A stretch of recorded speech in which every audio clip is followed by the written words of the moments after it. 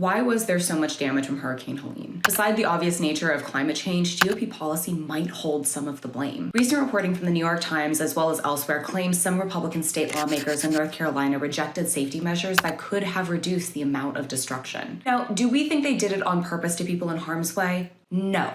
Of course not. The reality is that North Carolina officials have been under pressure to control housing costs, but in doing so, experts say that they overlooked safety. See, over the past 15 years or so, the NC legislature has refused to limit construction on steep slopes, which could have resulted in fewer landslides, blocked a rule that required homes to be elevated above expected flood ranges, and weakened wetland protections, which increases the risk of stormwater runoff. Some members of the Building Code Council say that the pressure for these decisions comes from North Carolina's home developers lobby. Some state lawmakers not only receive campaign donations from residential construction contributors, but many are part of the home building industry themselves, making them extra incentivized to protect special interests. And while both Democrats and Republicans receive donations from the Home Builders Association, Republican lawmakers are found to have received twice as much as Democrats, which could explain why, when Republicans won full control of the legislature in 2010, the efforts to block costly building code updates picked up, and the power of local officials to account for rising sea levels went down. These kind of efforts that have weakened building standards were continuing even to this past summer, right before Helene. Now look, we can't control natural disasters, but our government should be looking out to make sure homes are as safe as they can be to mitigate damage and loss of life, especially as incidents of extreme climate events are only likely to become more prevalent each year, not less.